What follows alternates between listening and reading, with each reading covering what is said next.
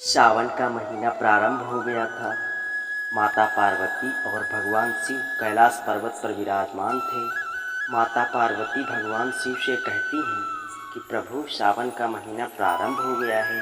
सभी प्रिय भक्त आपको बेलपत्र और गंगा जल से आपका अभिषेक करेंगे।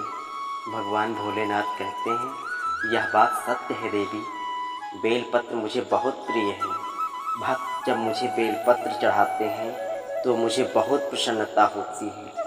देवी पार्वती, मैं सोच रहा हूँ कि अपने भक्तों की परीक्षा लूँ, लेकिन प्रभु आप ऐसा क्या करेंगे? माता पार्वती पूछती हैं। तब भोलेनाथ कहते हैं, मैं बेलपत्र बेचने वाला बनकर पृथ्वी लोक पर जाऊंगा और अपने भक्तों की परीक्षा लूँगा।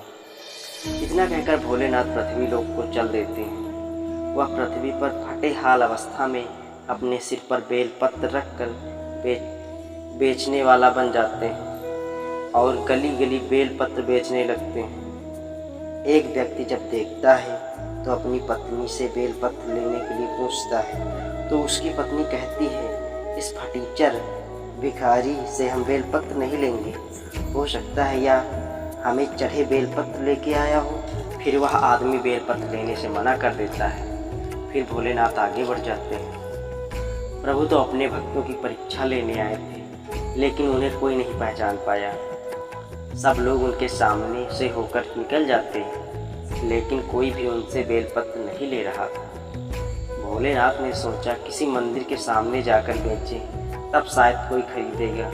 फिर वह एक मंदिर के सामने जाकर बेलपत्र बेचने लगते हैं। मंदिर के सामने एक दुकानदार जब देखता है तो वह उन्हें फटकारता है और भिखारी समझकर उन्हें भागने के लिए कहता है।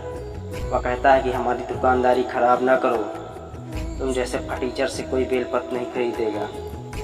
शिव जी जैसे ही वहाँ से जाने लगते हैं तो शिवदत्त नाम का एक गरीब किसान ये सब देख लेता है और वह उनके पास आता है और बेलपत्र खरीदने के लिए कहता है। वह कहता है, बहुत देर से तुम्हें देख रहा हूँ, कोई भी तुमसे बेलपत्र नहीं खरीद रहा है। मुझे तो बेलपत्र लेना ही है, जैसे दूसरों से लेता हूँ वैसे तुमसे ही खरीद लूँगा। सामने दुकानदार से लूँ या तुमसे लूँ, बेलपत्र का महत्व तो कम नहीं होगा ना। भगवान तो श्रद्धा के भूखे होते हैं और तुम्हें भी पैसे की ज़रूरत है, इस तरह ज़रूरतमंद की मदद भी हो जाएगी। और फिर शिवदत्त ने बताया कि वह ये बेलपत्र अपनी पत्नी के लिए ले जा रहा है। वह भगवान शिव की बहुत बड़ी भक्त है। वह हर साल सावन के प्रत्येक सोमवार को भगवान शिव का व्रत करती है, परंतु इस बार व्रत नहीं कर पाई, इसलिए घर पर ही पूजा पाठ करती है। उसी के लिए बेलपत्र लेने आया हूँ। शिव जी व्रत न करने का कारण पूछते हैं, तब शिवदत्त बताता है कि उसकी पत्नी गर्भवती है, इसलिए इस बार व्रत करने के लिए उसी ने मना किया है और घर पर ही पूजा पाठ करने के लिए कहा है। इसके बाद शिवदत्त कहता है कि उसके पास मात्र 5 रुपये हैं। कई दिनों से काम न मिलने के कारण उसके पास और पैसे नहीं हैं। फिर शिव जी ने पूरा टोकरा बेलपत्र उसे दे दिया और कहते हैं कि बाकी के पैसे अगले दिन दे देना। फिर शिव जी उसे टोकरा देते हैं। वह उनका धन्यवाद करता है। यह दृश्य जब दुकानदार देखता है तो सोचता है कि एक भिखारी ने कैसे बेलपत्र भरा टोकरा उस व्यक्ति को दे दिया, कैसे कैसे मूर्ख लोग। इधर शिवदत्त बेलपत्र लेकर घर आता है और सारी बात अपनी पत्नी को बताता है। फिर उसकी पत्नी भी पति की समझदारी पर बहुत खुश होती है। वह अपने पति से कहती है कि आपने एक गरीब और ज़रूरतमंद की मदद करके बहुत नेक काम किया है। फिर वह कुछ बेलपत्र भगवान भोलेनाथ की शिवलिंग पर चढ़ा देती है और बाकी बचे हुए बेलपत्र टोकरी में भरकर रख देती है और सब लोग खा पी कर सो जाते हैं। इधर भगवान भोलेनाथ और माता पार्वती कैलाश से यह सब दृश्य देखकर मंद मंद मुस्कुरा रहे थे। भगवान शिवदत्त की दयालुता से बहुत प्रसन्न थे। फलस्वरूप उन्होंने टोकरी में रखे सारे बेलपत्र अपनी शक्ति के द्वारा सोने में परिवर्तित कर दिया।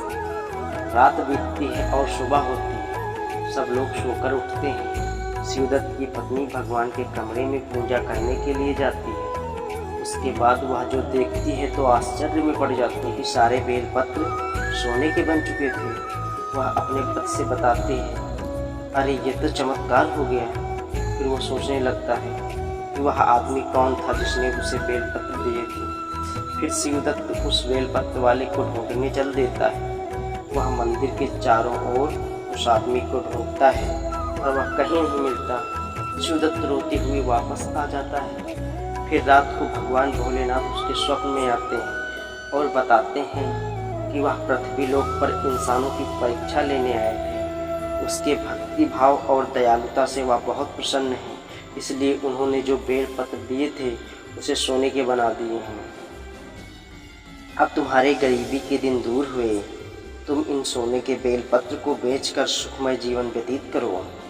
ऐसा वरदान भोलेनाथ शिवदत्त को स्वप्न में देते हैं। जब शिवदत्त की आँख खुलती है तो सारी बात अपनी पत्नी से बताता है।